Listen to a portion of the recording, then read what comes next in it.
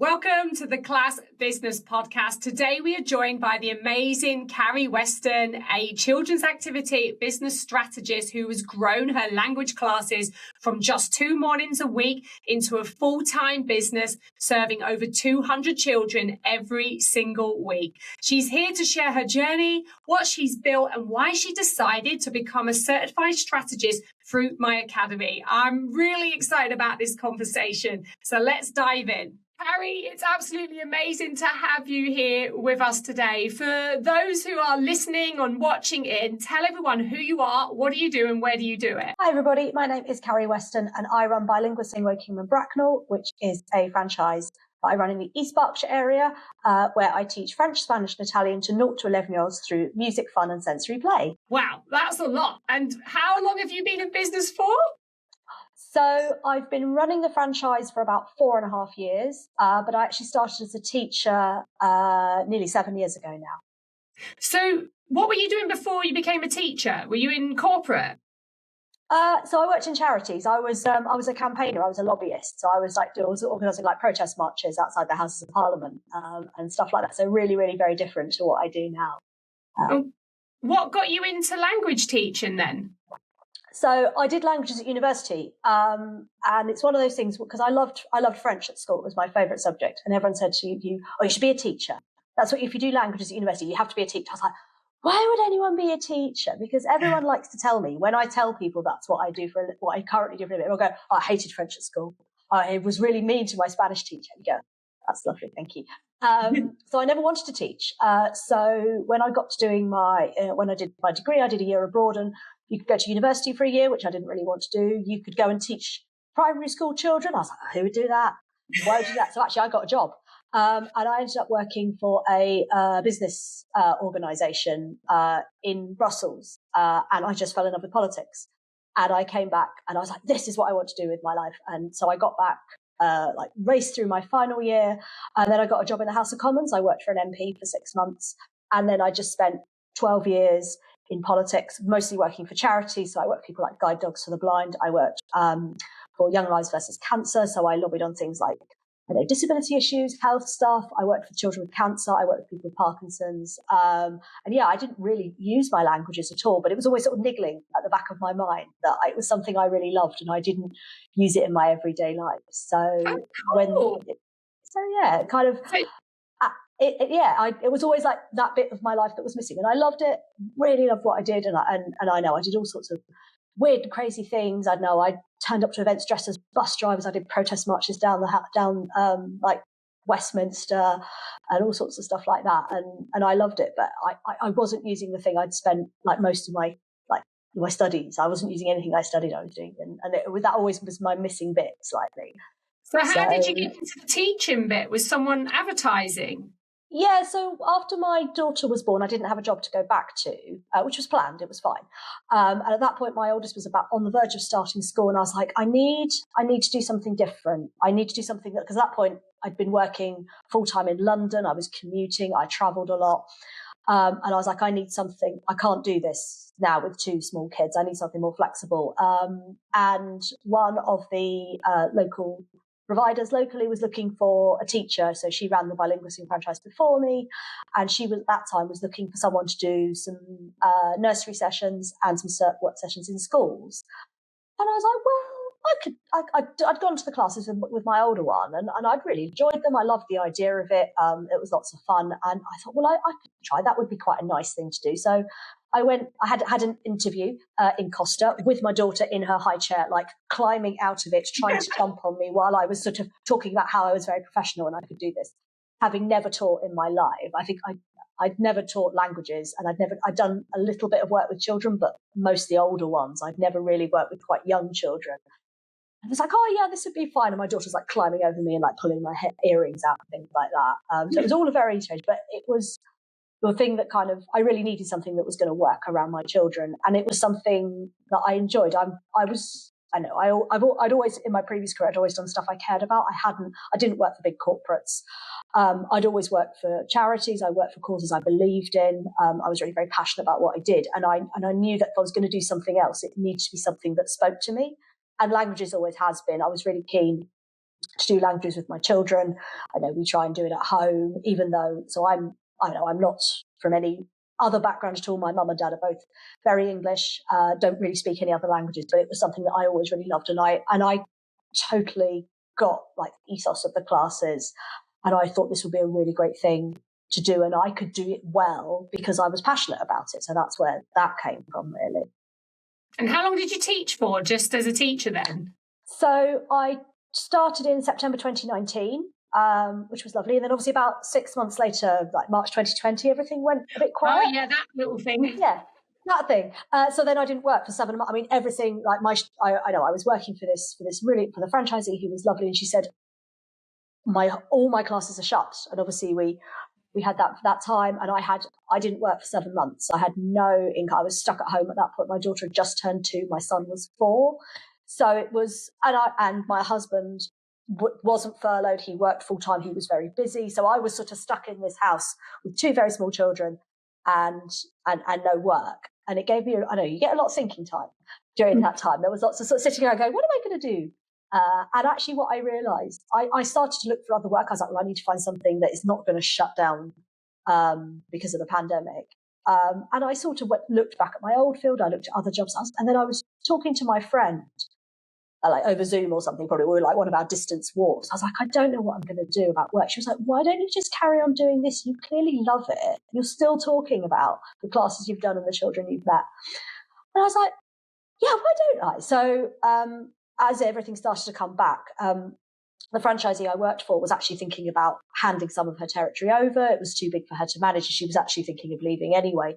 So I got to sort of early 2021. I was like, yeah, I think this is what I want to do. So I decided that I was going to take on the franchise. And at that point, so early 2021, I sort of got my bit of the franchise and started prepared to launch to run, because I really loved it, and I just wanted a bit more control over what I did. Because when I worked for somebody, although it was great because it was, I didn't have to do any planning, I didn't have to do any admin or what. I just rocked up with my stuff, did the sessions, and that was it. It was all very easy. I didn't have to deal with anything else, but I didn't have any say in where I went and who I worked with, and it was fine. But I thought, well, I need some more. I need more than this, and if I'm going to do more of this, I need to be in the driving seat. I need to be booking sessions. I need to be getting classes. I need to be getting those bums on seats, and I need to be driving up that business. So yeah, from about mid 2021, I that was it. I took on the franchise and started running classes on my own. I only just started 3 days a week at that point because my daughter still wasn't at school,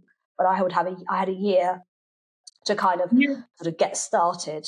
You were probably on the turning point where everything was really, really high, because obviously once the doors were let open, all the parents obviously went running out to book everything that they could possibly get. So you probably started at a good time, because there was probably a lot of demand. Yeah, there was. And lots of people disappeared. Lots of people, I think, certainly where I live, people quit, people went and got jobs. People decided they couldn't face doing it anymore. And people were worried. I mean, I remember I started booking, and I would only book, even now, my public classes, I only book them at 5-week blocks, because I didn't want to suddenly have to go, well, I can't run because I know, what if I get COVID? Or and I had 2 kids at that point in nursery and school who were coming home, and we were doing when you were doing the swabbing and all this stuff, and you were quarantining and all this. And it was, and in some ways people were really desperate to do it.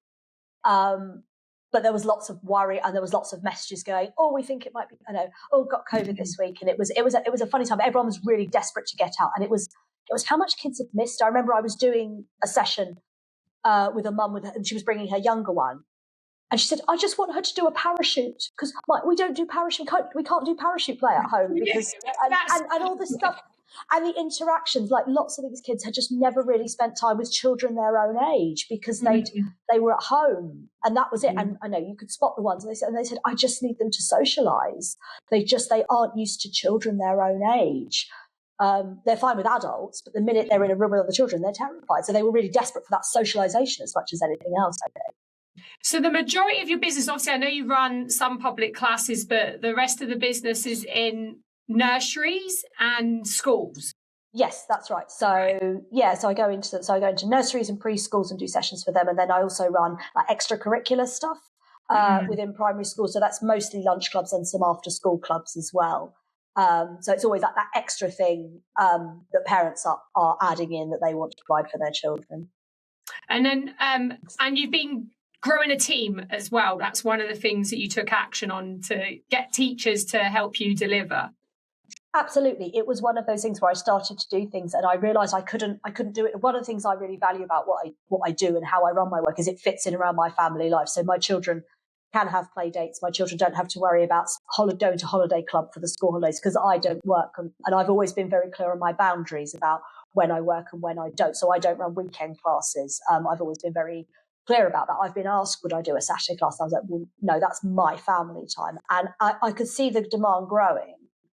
And I realized that I couldn't do it all on my own. So I needed a team. I needed more people because I couldn't be, in two places at once. I could only get to certain places at certain times. And I also needed to be there for my children. So from 2023, I took on my first teacher, which was really, really good. And I've now replaced that one because they moved on to do something else, and I've got a second teacher as well. So it's been really great having that team because then I don't have to say no to things. I can say yes to things. I can say yes to things that perhaps I'm not able to do, or perhaps I don't want to do. I know I've been asked, would I do an after school club on a certain day, and I was like, well, I can't do that because that's Brownies and I can't fit that in. But actually, my teacher can do that, and I'm able to, to bring my classes to more people. I've got to the two teachers who work for me are brilliant. They come from very different backgrounds, but they add more to my business than I can give.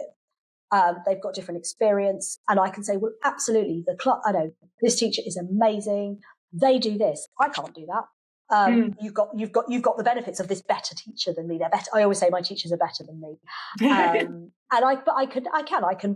For me, it's not even necessarily about bringing in more money. It's about more children benefiting from what it is that I can offer them through my classes. Of course. And so there's yourself, and then you've got two teachers. You're delivering the community program, nursery and schools program. So how many schools are you working with? I am in 8 schools at the moment.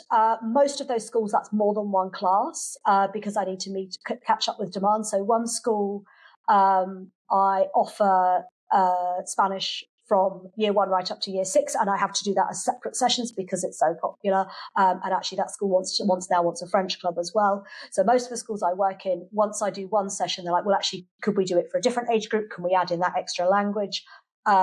So yeah, it's been really it's really lovely to see that it's something that lots of schools know they don't do very well, and they don't because they don't have that expertise themselves. I think I read a study where the 2 subjects that primary school teachers are least competent delivering are sport and languages.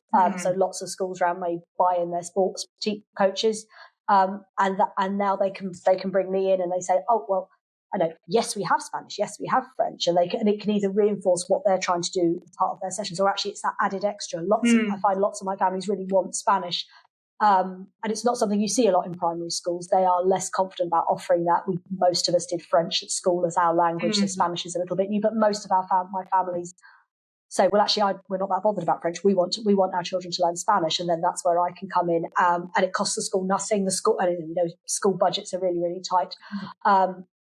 For a lot of the schools, I actually hire space from them. So actually it's revenue for them, and it makes them look better that they've got that extra thing. So it's really a win-win for everybody, I think. It sounds like, and you've built a really stable business over the last 2 to 3 years.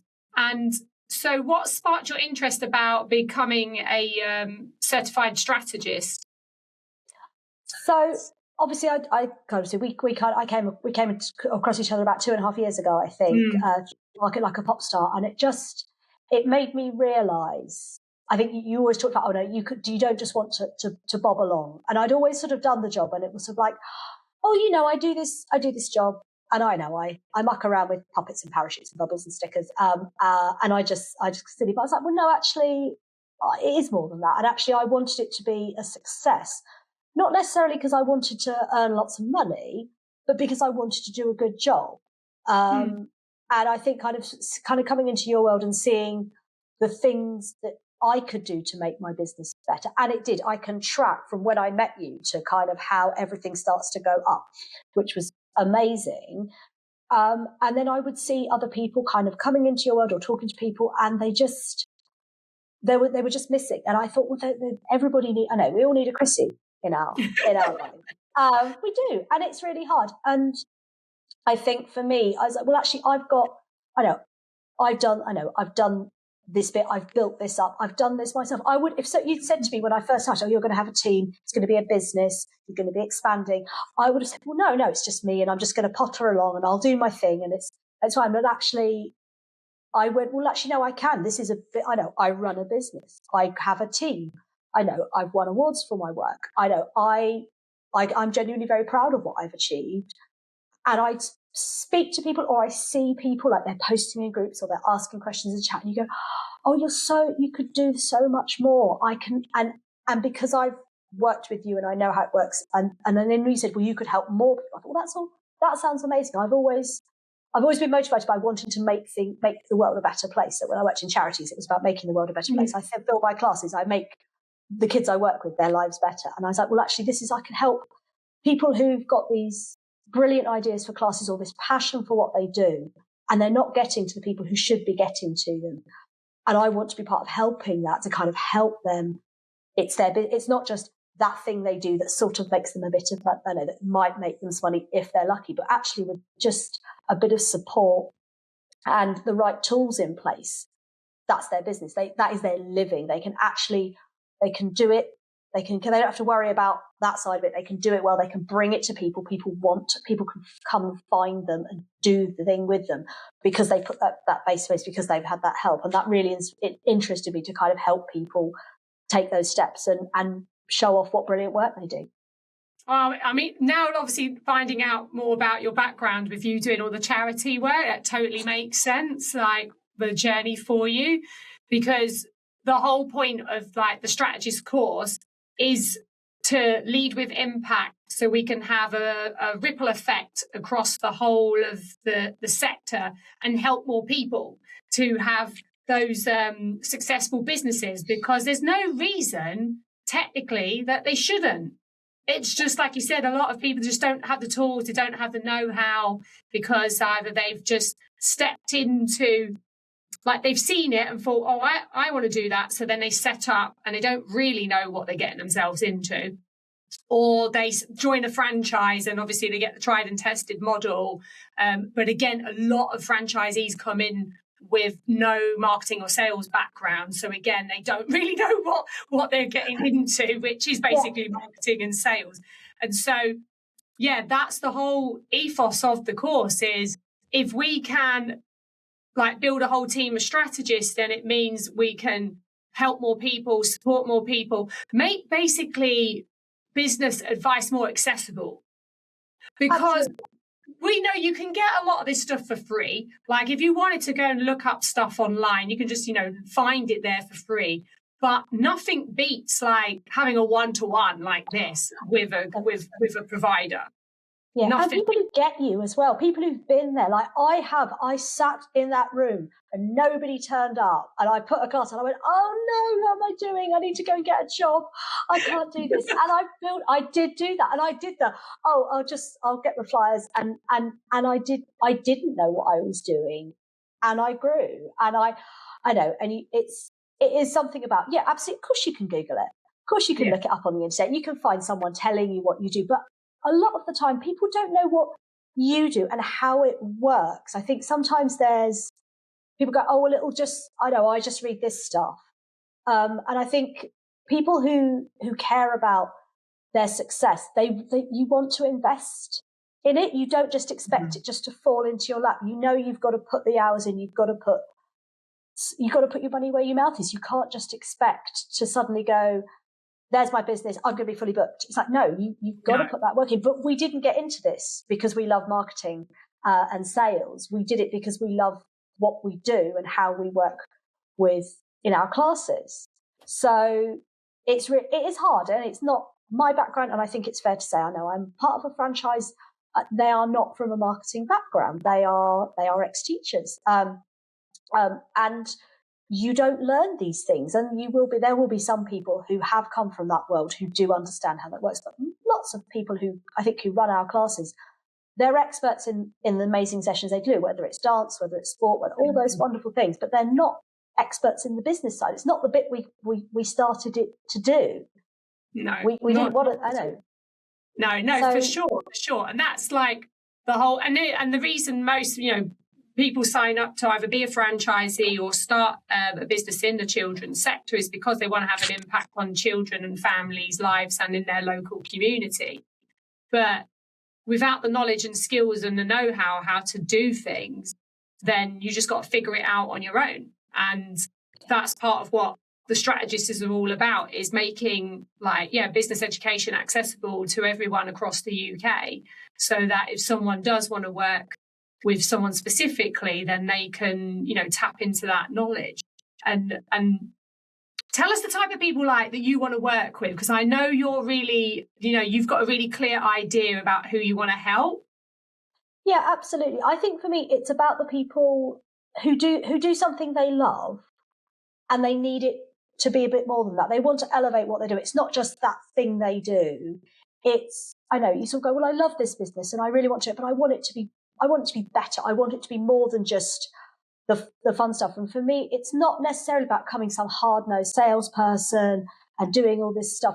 It's just about making those tweaks and being very specific about what it is that you want. I mean, I like a plan. So I know, and you can get a plan. You can set yourself your time. I know, for me, it's about people who want to achieve, who want to get something out of it. It's not just, it's something that gets me out the house X number of days a week, and it means I can pick my children up from school. It's like, well, actually, no, you can get more. You deserve more out of your business. Now, your business deserves to make you money. It deserves to give you that reason. I know, very much for me, I know, absolutely, we do what we do in the children's activity sector because we love what we do. We love working with children and families, but we deserve it to be our business, to make us that money.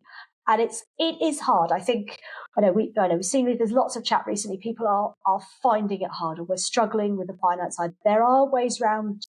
You can find ways to put in those reliable income streams, find that way that you've got bits of your business that can run, that will keep making you money. You can focus and devote your attention to things that need that more attention. You just need to make those tweaks. And for me, it's absolutely about, working with people and going, well, what do you want to achieve? What do you want out of your business? And I can help you do that. I will come up with those strategies and those tactics. And this is not your quick fix, you wave your magic wand. This is your long-term planning strategy to make this your business, to make your business thrive, so that not only, is it making you more money, but it's still doing the bit that you need to. You need it to fit in around your family. You want to be able to pick your children up from school. You want to be able to take them on holiday. I can help you do that with your business. Oh, I love that, Cari. That's so cool. And I know there's going to be loads of people, loads of providers listening in thinking, oh, that's just me. Because I do sometimes feel like when I first started, and I would be really honest, when I first started my business, when I started as a franchisee, it was tea money. That was all I was like, the focus is just to earn some money for cake and tea. That was the focus. But then when I took over as a franchisor, I was like, no, now I've got to make money. Like, this is a business. This isn't a hobby. And I feel like sometimes people are embarrassed by their business because they're not always wanting to say, well, I do this. It's like, oh, I just do this thing over here. Yeah. It's always I just do, and I do that. I'm still guilty. Oh, I just do this. Yeah. It's just the language. And you don't. Yeah, we need to be proud. We do what we do because we're proud of it, and it's being in that position. I think it's a luxury, isn't it, to do something you love, to do something that gets you. And not everybody is in a position to do that. And if you can get yourself in a position to go, not only do I love what I do, I know I'm changing people's lives, and it's making my life better as well. And absolutely, I started my job, and it was my tea, my tea and cake money, my little bits. But now this is. I'm taking my children off on an adventures because I've worked hard and because I've got this business. And for me, it's also about having those boundaries that my work doesn't completely consume my time. I have my family time. For me, that's really important. But because I've put those sort of those structures in, my business can carry on even if I'm not actually sitting at my laptop. So I'm not spending the holidays like hunched over the laptop kind of going, could you just give me 5 minutes while I do this? I know I can really carve out that time while my children are still young, So they aren't spending for me, it's always, I don't want to about go, oh, this week we had to do this and we had to wait because mum was working. I completely understand. You're very good at your boundaries. I know when you've been off, you're like, I'm off on half term and that's it, you're off, which is really, really good. And so for anyone that's thinking about doing the strategist course, what would you say to them? Because the strategist course, like I did tell people before, like you can either implement into your own business and obviously get those results, or you can be part of my wider vision and team and obviously lead with impact. What would you say to those people who are considering it? I think you absolutely have to think. I think you want to think about what else. I know. We all love what we do. I'm not going to be doing my classes in 10, 15 years time. I absolutely know that. I know you need to find other things. And I think running your own business gives you that amazing perspective and experience. And I always think that the greatest asset to your business is you, because you are unique. Your experience is what you've done, what you've learned. And you could, I know when I talk to providers, when I've been helping them, I say, well, what about this? Have you thought this? And they go, well, I've never thought of that. And you can really help people. I know we don't realize quite how much we've got in our heads. And I think having that support to look at a strategy, whether it is to elevate your own business, whether it is to go and help others too, whether you're a franchisor and you want to add that support to your franchisees, absolutely. The things you will learn, and it will be things perhaps you've not thought about, or ways that your business doesn't work. I know certainly some things people, will get stressed. I go, well, that's not something I've ever tried because that's not how my business works. So it gives you that wider perspective on the industry and thinking about how you can apply what you learn, what you do, what you've learned from the strategist work, what you've learned from your own experience, and then absolutely helping other people to kind of get something from that. That's very, very valuable there, Cari. You've given people, that's what I said, they can lead with impact and help us help more people, or they can implement into their own business. And we had franchisors who did the course with us last time who have taken the knowledge so they can go and implement into their franchise network and support their franchisees as much as possible. So for everyone that's watching, I'm going to link in where you can contact Cari and find out more about how you can work with her in 2026. Cari, do you want to finish on telling us what you got plans for this year? I know you've got some plans in the making. Yeah, absolutely. So I've got my team. I'm just getting my team into place now, so I'm going to have that more time. And then what I really want to look at is how I can get out there and help more providers. So whether that's people based with me locally to kind of elevate their businesses, or whether people want to work with me on a more remote basis. I'm really keen to come and talk to me. I really want to help people. I know we're in quite a tricky time at the moment. The world's gone a bit strange, but we can do it. We can make things work. And I'm absolutely really want to tell people how they can do it, how they can have that success in their business, but still have that business that does the thing they need it to for them and their family. Oh, amazing. Cari, thank you so much for your time today. And if you've loved today's podcast, please like, comment, subscribe, and share with a provider that resonates. Thank you, Cari. Thank you. Take care. Bye.